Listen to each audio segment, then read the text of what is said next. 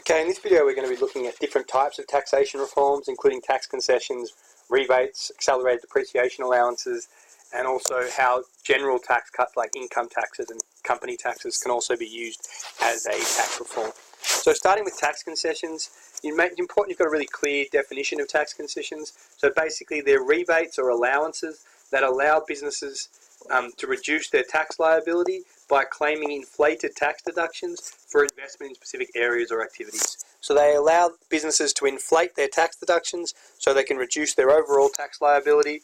That basically is an incentive for businesses to invest in certain areas or shift resources to certain areas. So research and development can be into innovative new products, it can be for health, it can be in the environment, for the environment.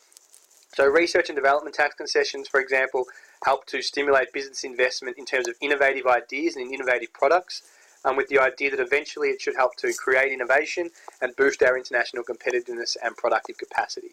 So the idea is that you get to inflate your expenses so that you can claim inflated tax deductions for certain activities so that you have more of an incentive to invest in those areas, which will eventually hope to make us more productive and innovative, which will boost international competitiveness and productive capacity.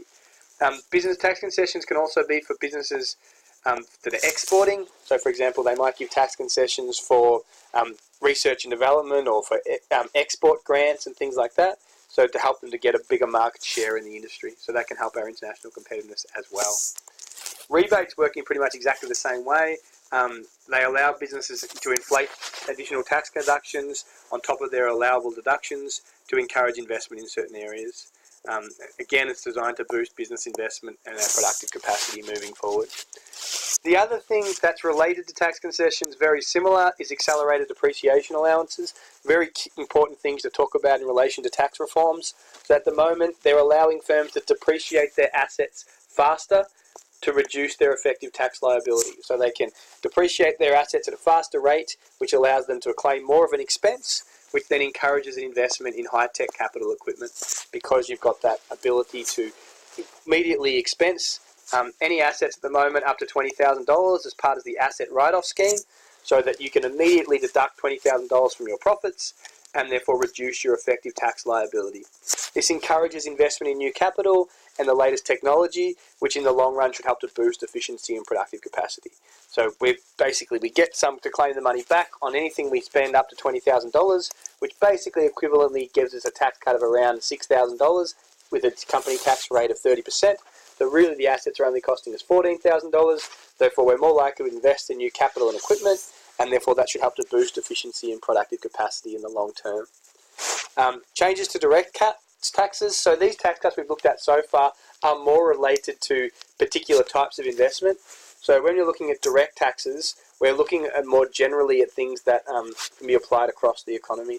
So tax cuts are generally more broad than tax concessions. They don't just help to stimulate investment in a particular industry or area like some of these tax concessions do. They're a broader tax that encompasses a lot more people, a lot more businesses. Lower company taxes encourage firms to invest in all types of assets, which is different to the research and development grants, which are very narrow forms of investment. So they want you just to invest in research and development for, say, health or innovative ideas, where a lower company tax is for all companies with a revenue of less than $10 million. So in terms of changes in the company taxes are good for boosting our productive capacity, and really there's two things to talk about. One, it helps reduce firms' production costs, which makes them more willing and able to supply, and two, it encourages investment spending. Both of those lead to increased growth. Both of them lead to decreased inflation in the long term, will help achieve price stability. So the company tax rate has been lowered to 27.5% for businesses with a turnover of less than 10 million. You want to be really specific about this. If you're talking about recent changes in tax cuts, you want to show that you've know what they mean. And they're basically expecting the company tax rate to fall to 25% for all companies by 2026-27. Unincorporated industries, so businesses that don't pay company tax, will also receive a tax discount of up to 8%, and that will increase to 16% by 2026-27. Lower company taxes have a host of different benefits. One thing that you can talk about, not just businesses investing more, is they help to encourage foreign investment from other countries. So Australia's high company tax rate have prevented a lot of foreign investment. We have company tax rates that used to be at 30%.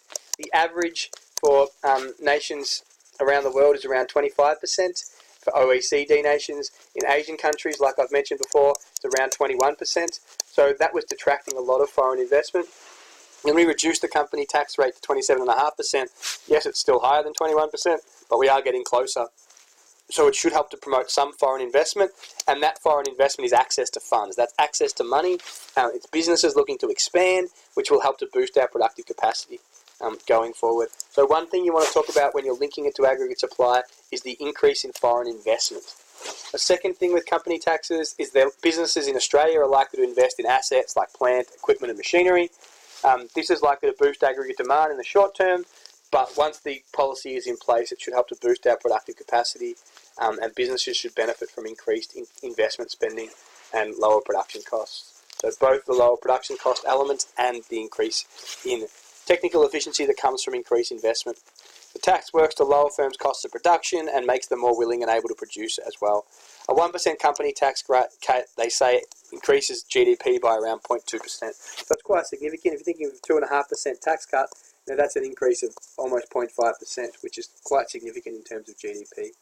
We'll talk about income taxes in the next video.